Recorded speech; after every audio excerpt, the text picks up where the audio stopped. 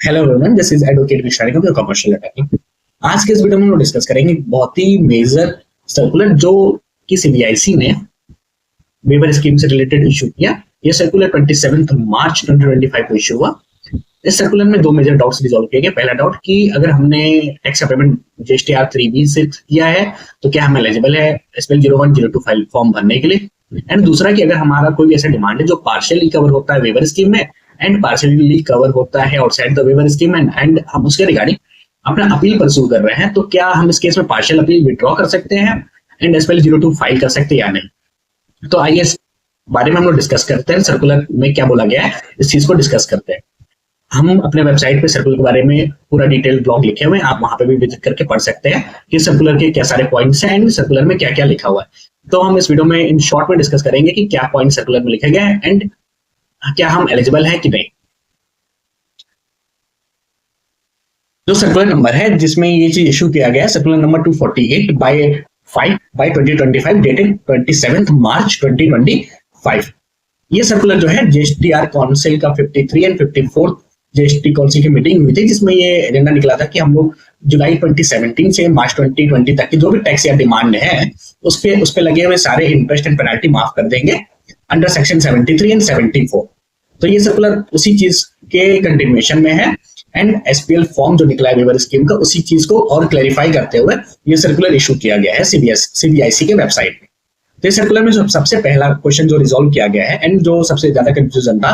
कि अगर हमने टैक्स या डिमांड का पेमेंट जीएसटीआर 3B के थ्रू कर दिया है इंस्टेड ऑफ डीआरसी 03 तो क्या हम एलिजिबल है फाइल करने के लिए। तो इस सर्कुलर में बताया गया कि अगर आपने नवंबर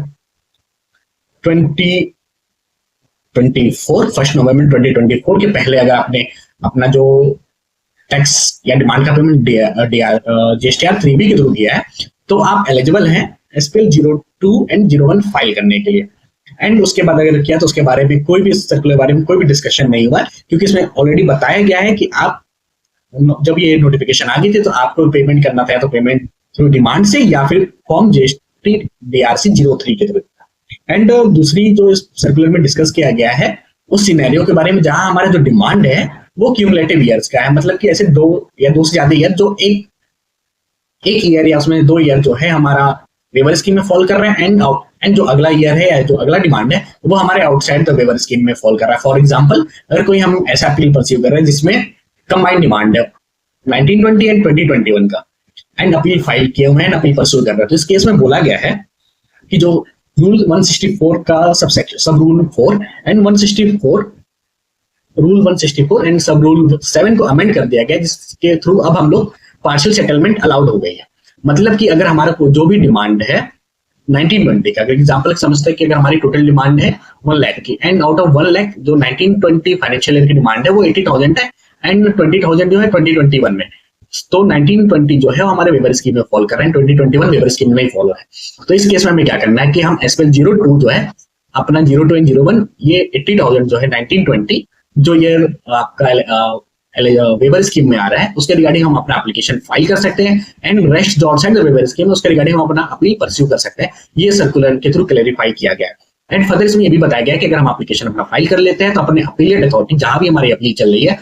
जैसे इसमें तो लिखा हुआ है अपीलेट अथॉरिटी और ट्राइब्यूनल, एंड हम सब लोग पता है ट्राइब्यूनल भी सेटअप नहीं तो सबकी अपील अभी फर्स्ट अपीलेट अथॉरिटी के पास ही होगी मैक्सिमम।